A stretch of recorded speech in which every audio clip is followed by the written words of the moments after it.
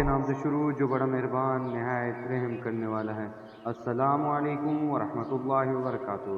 ناظرین، آپ دیکھ رہے ہیں اسلامک ورڈ اور میں ہوں سید ذیشان علی کاظمی۔ آج کا جو ہم نے موضوع کا انتخاب کیا ہے وہ ہے انسانی جسم کی بناوٹ اور انسانی جسم میں موجود ہڈیوں کی تعداد کتنی ہے۔ تو ناظرین شروع کرتے ہیں آج کے موضوع کو۔ تو ناظرین واقعہ کچھ یوں ہے کہ ایک نصرانی طبیب امام جعفر صادق علیہ السلام کی خدمت میں حاضر ہوا اور بڑے ہی احترام سے امام سے درخواست کی کہ انسان کے جسم کی بناوٹ کی کچھ وضاحت فرمائیں۔ امام علیہ السلام نے فرمایا، خدا نے انسان کو بلحاظ ہیکل استوانی 208 حصوں میں ترتیب دیا ہے۔ انسان کے جسم میں 12 اعضاء ہیں: سر، گردن، 2 بازو، 2 کلائیاں، 2 ران، 2 پنڈلیاں، 2 پہلو، 360 رگیں جو جسم کی آبیاری کرتی ہیں۔ ہڈیاں بدن کی حفاظت کرتی ہیں اور گوشت ہڈیوں کی حفاظت کرتا ہے۔ اس کے بعد پٹھے گوشت کی حفاظت کرتے ہیں۔ ہر ہاتھ میں 41 ہڈیاں ہیں۔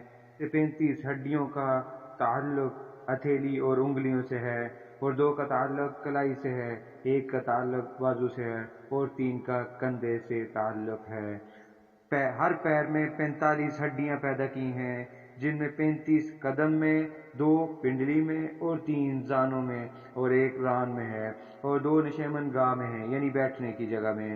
ریڑھ کی ہڈی میں 18 ٹکڑے ہیں، گردن میں 8، سر میں 36 ٹکڑے ہیں اور منہ میں 28 یا 32 دانت بنائے ہیں۔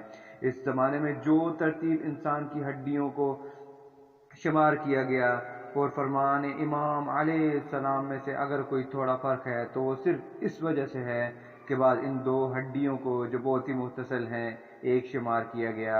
امام جعفر صادق علیہ السلام نے صدیوں قبل بغیر کسی اعلیٰ و فن و معلومات کے تحقیق طبی فرمائی ہے جو آپ کے علم امامت کا بین ثبوت ہے۔